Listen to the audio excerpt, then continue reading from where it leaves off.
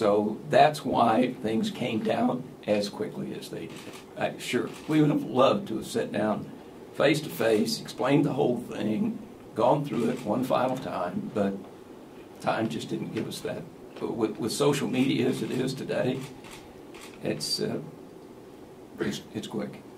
Is there any concern of possible unpleasantness when it relates to a coach that's been here for 18 years, never on probation, in this world of college athletics, and a few losing seasons disrupts that? Is there any concern that, that the consistency is not there? Obviously, the 18 years is a proven consistency, but he could have gone to other jobs. There was a loyalty on his part to stay, and all of that. Is there any concern that maybe that has created sort of an upheaval in that regard? I can speak. Again, this is not a process that even happened over a matter of weeks, and so over the last couple of years, we feel like that ORU has been gracious to Scott, and he's been good to us. We love him. He's a good man. I think the determination finally just came that this season for Scott and his life and for ORU was over, and we needed to move forward.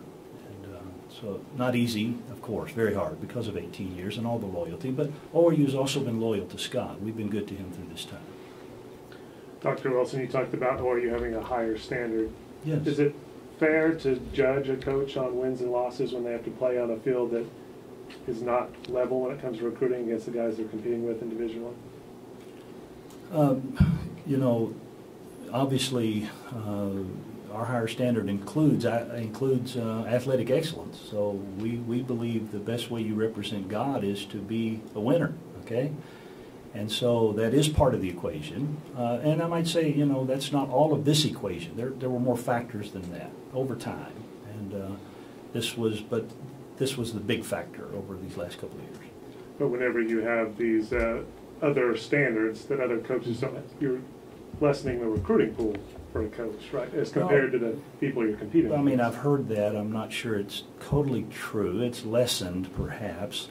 But there are a lot of great young men of great character around the world who would love to play at a place like ORU. And finding them is the key. So we feel like the pool is fantastic, and we can have championship teams with high-integrity athletes.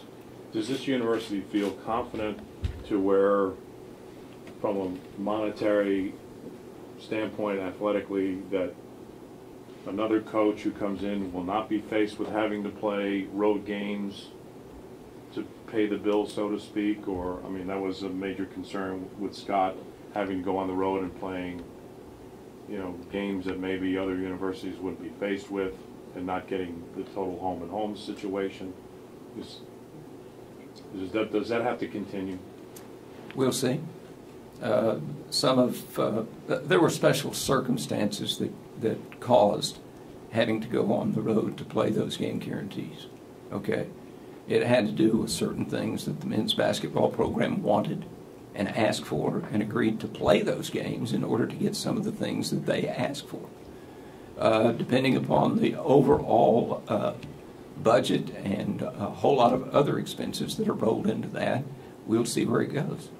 I wasn't a huge fan of having to go on the road and end up starting the season 2-10 or whatever. I mean, we've always said that by playing the bigger schools, it prepares us for tougher competition. But I think the last few years, we'd all agree that maybe we had a few too many of those, and it was a heavy dose. So we'll see what happens. Dr. Wilson, time for about 2 more questions. With what's ensued over the last 48 to 72 hours, yes, you talked about things catching you off guard as far as what has happened. If you were to go back and do it again, what specifically would you do over? I don't think much that we would do over. Again, this was a long process, well thought out and well communicated with Coach Sutton, that concluded in a decision that he was participating in. Mike has explained why we decided at that point to move quickly.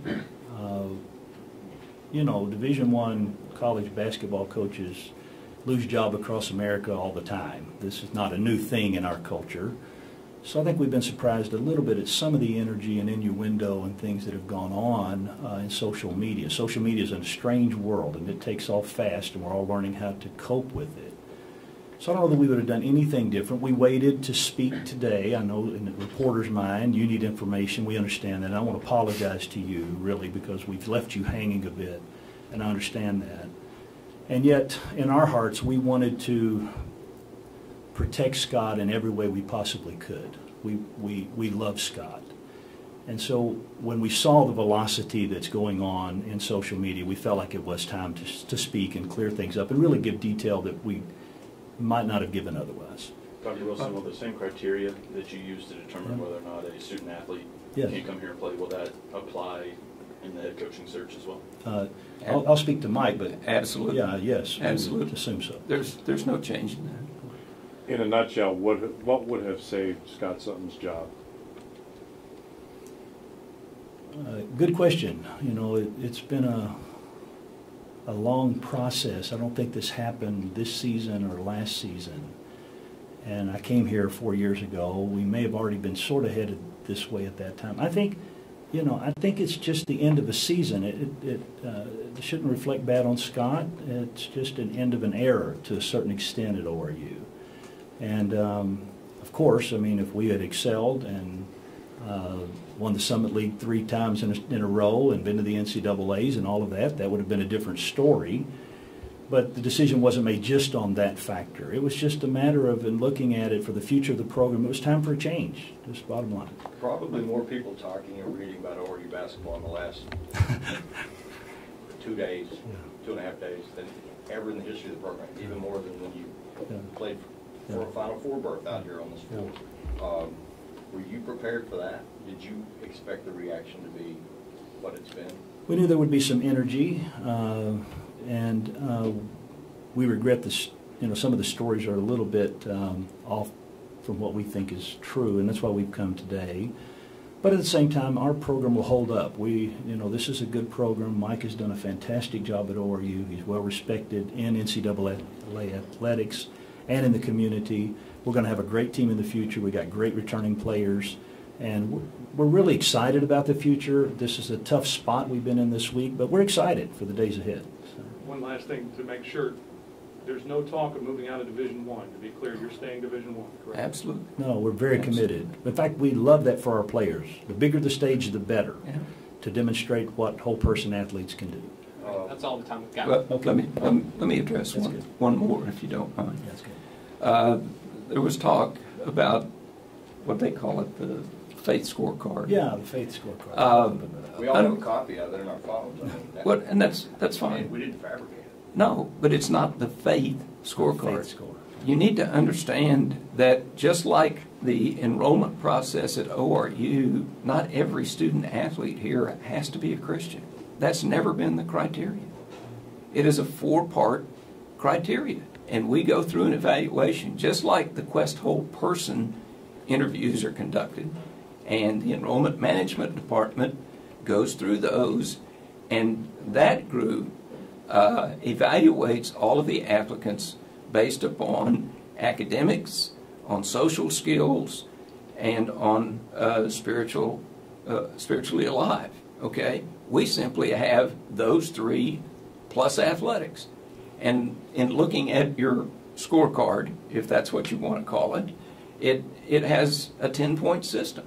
A 40-point system, because there are 10 for each of those. Okay? As long as you reach a certain criteria, they could be 10 in athletics, 10 in academics, 10 in social, and 0 for knowing the Lord. But if they are a quality person that's open to the leading of the Holy Spirit, bring them on.